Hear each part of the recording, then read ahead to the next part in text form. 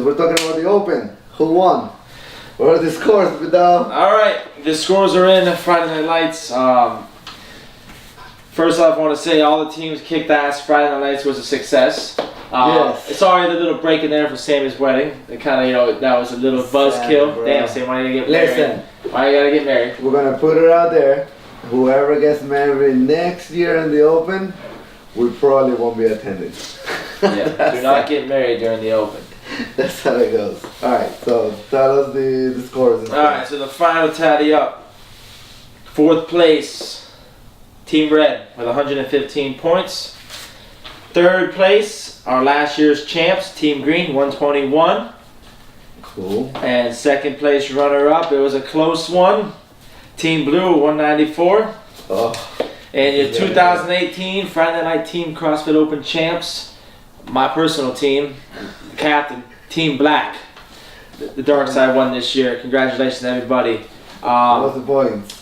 200 points. Won by 6, points. Just 6 points. Man. That was just 6 of you guys showing up. One more week got us the W. I know your dark horse, Yuri. Yeah, Yuri. Shout out to Yuri, Priscilla. Kathy for getting those every week getting those member scores. Obviously, I had our regional athlete Amy getting us a guaranteed 5 every week. That was the number 1 pick. That was, that was easy. If you're on team Black, I want to arrange a day, guys. If you have the shirts, we all meet up, wear our team shirts. We want to get a picture with a trophy, a team pick. I can go up in the gym, and that'll go every year. I'll get a hold of all you guys. Yeah, get on that. I hope for everyone else in the gym, I hope you guys they open it kind of exposes stuff that you guys need to work on now for this year. If everyone has the different thing. Handstand push-ups. Yeah, so we did. And chest to bars. Yeah, handstand push-ups and chest to bar. For me, yeah. Yeah. That's my 2 weekdays, so I'll put them in my morning. Take those guys you weren't every week and see if add in a little bit of your own. Cool. What did you learn from the Open this year? Myself? Yeah. What do you learn about yourself, and what do you learn about somebody in the box? What something that caught your eye from our members during the whole Friday Night Lights? Myself, I learned it's about being prepared and staying in the moment each week is a lot tougher than bring the intensity every single week. I felt like I started out strong personally and kind of sputtered off a little bit towards the end. Yeah. That's for me.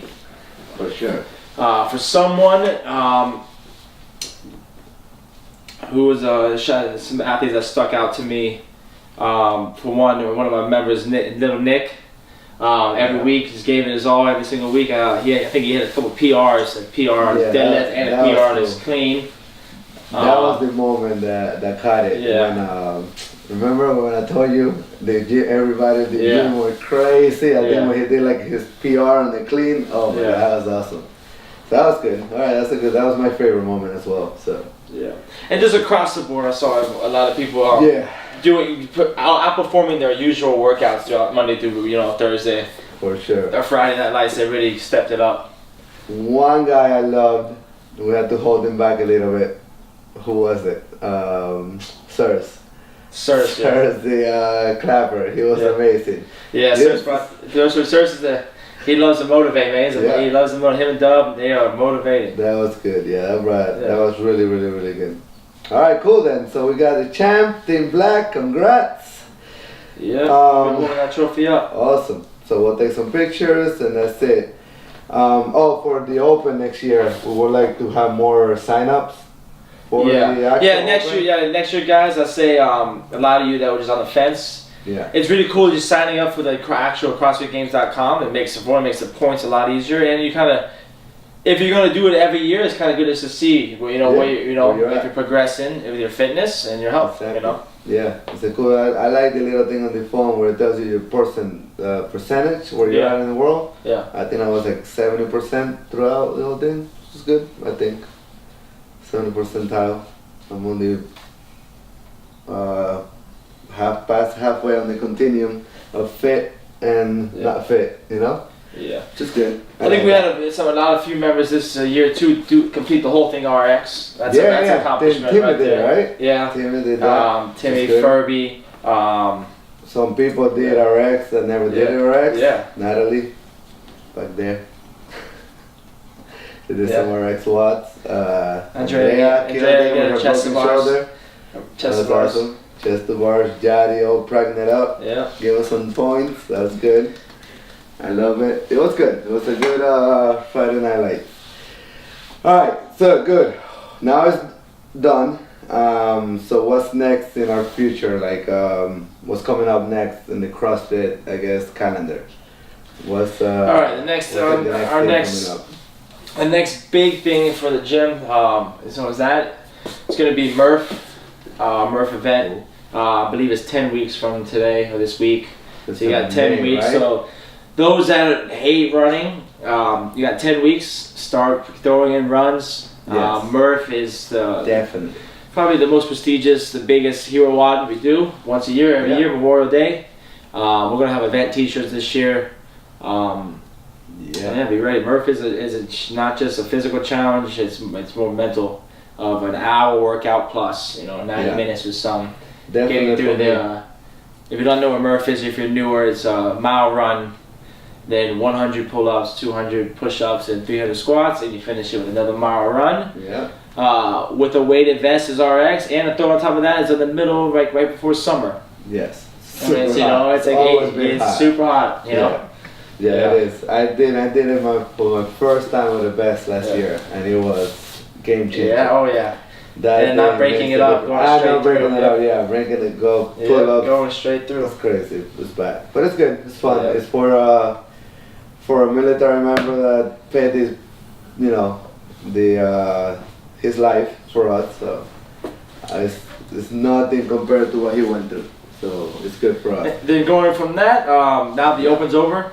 We're gonna get to start doing at least once a month some kind of social event or activity. That could be rock climbing. I've heard people throw that out there. Paddle boarding, nice. All kinds of different stuff, ideas. For that one, guys, on our Facebook page, on the group, throw an idea out there. We'll take any ideas on that. For sure. And on top of that, not the same. We're also gonna get back to our outdoor WODs, at least once a month. That could be. I did a thing about who could swim in the box, and half the class couldn't even swim. Yeah. So I want to start. That's an important survivor thing. Know how to swim. Start doing swimming. Back to Vista View, maybe beach. Vista View. Different stuff. Yeah. That's good. Yeah, we'd like to go to the beach just to hang out too. Yeah. Not like work out. That'd be a good thing. Play volleyball. CrossFit, you always want to try something new. So encourage everyone to do something else new and things like that. Alright, so that's that. The Open, Murph. We're gonna have shirts. Let's talk about socials. The challenge. I just finished up the nutrition challenge. That was a grueling awesome. 6 weeks. Yes, it was. It might have been longer than 6 weeks. Was it 8 weeks? 8 weeks. 8 weeks, yeah. It was 8 weeks. So we're gonna announce the winner now. Go ahead, Jeff. Tell us who the winner was. Drum roll. Drum rolls. And the first annual nutrition challenge winner is Big Mike. Mike Cesario. Michael. He did it from the 5:30. Yeah, he every morning he was asking me things. He was writing his numbers down. He never cheated on his numbers. He came, man, Carlos, I slept bad. I drank this weekend. I did this.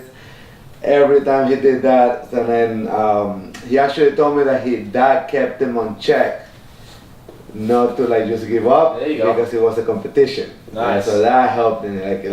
He wanted it. And just seeing, I don't see you that much because of 5:30 a.m. Just seeing your Friday Night Lights, I was blown away by your transformation. He lost some weight. Good. He gained, lost 11 pounds of fat. It said he lost 11 pounds of fat and gained 6 pounds of muscle. That's really good. And then dropped 4% off the body fat. Yeah, that's by far the that's most. What we're looking to. Him close to him was calling. Yeah, second be calling. And then everybody else was around the same 1%, 2%, couple pounds more muscle, less pound fat, which was good. But the main thing is that it starts with the pyramid of CrossFit. It starts with nutrition, That's our baseline. That's our foundation. And why is nutrition a big factor in getting those results? So I was actually reading now, and it's they say because of so nutrition is 80% actually of your fitness. So you'll have people that come in the box and they fall in love with CrossFit. Who doesn't? We're having fun, we're freaking running, we're doing something for fun, and then it becomes a point where you plateau. You know, fitness is only going to take you alone, the sport alone is not going to take you so far, and then you start asking, oh, why, you know, what's happening, what are we doing different, the programming is not working, and it's actually just the nutrition part. That's why we've been so heavy lately on nutrition, because it's the foundation. If we do it from now, and we tell our new members and our older members from now that nutrition is your base, is your guideline, you'll know what you have to do to get there. And our sport is actually on the top of the pyramid, which is the very little part. And then, so yeah, that's why I think it's super important. Is nutrition is gonna carry you through life, longevity, everything like that. So that's one way I see it, and I think we should do that. Something else about nutrition, the way I personally had around 80 little bottles that I was faced on this nutrition challenge. Meaning, every time I went to a gas station to put gas, there it is, freaking brownies and Slurpees and stuff on big billboards. You go inside, there's freaking every candy that you want. I'm a huge fan of Skittles. I had to fight it. So what I did personally, I counted every time I say no. And every time I lost, like I gave in, I'm human, I love the sugar, it was a handful, at least five times I said, you know what, I need it, I'm gonna have it. But at the moment, what I was looking for is, if in 80 times, only 5 times I did bad, it's gonna, the 80, you know, the other 75 is gonna outgain that. And the feeling that I wanted to look forward to, we talked about this one, setting up a goal, you have the wishing and the hoping. Everybody is happy about, oh yeah, I'm gonna get a nutrition challenge. It makes you feel good because you're gonna do it. Yeah.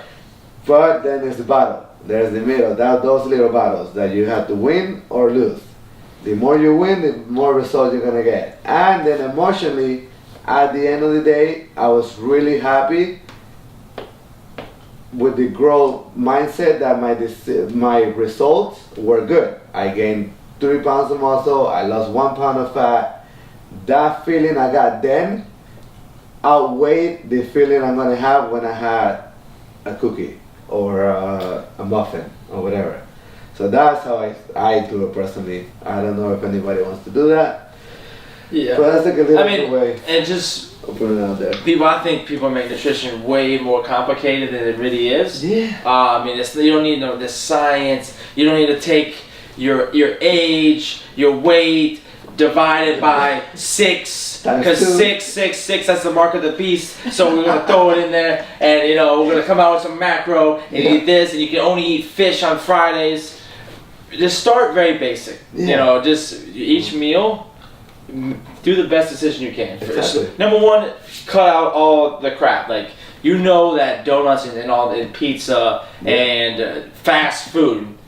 For one, if you're eating fast food right now, cut that shit out. Yeah, so that's it. And another easy one to cut out right off the rip is soda. Soda does nothing for us at all. Nothing. Calories. You know, nothing. Soda's the number one to just start drinking soda. Yeah. Then go from there.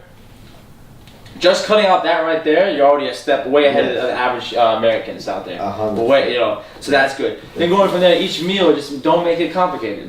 Just starting out, and just, you know, the first thing you think about is your veggie source. Get your veggie. One thing, me personally, I'm a big thing like kale and spinach right now, and just load up your plate with that, because that's gonna fill you up. Yep. Then get your protein, and then get your fats, your avocados, your olive oil, your healthy fats.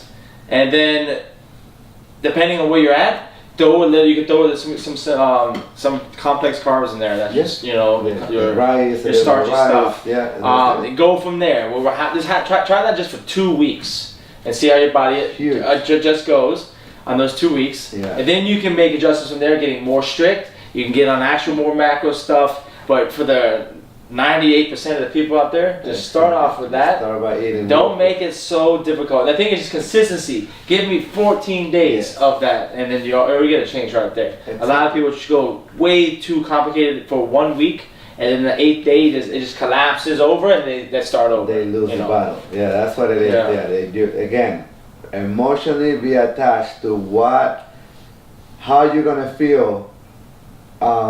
I mean, I love that. There's a girl. I usually where my office is. I go across the street to get fruits every time. And again, right there, I used to buy these chocolate things. Man, they're so good. And now I go and I buy fruits instead. Yeah.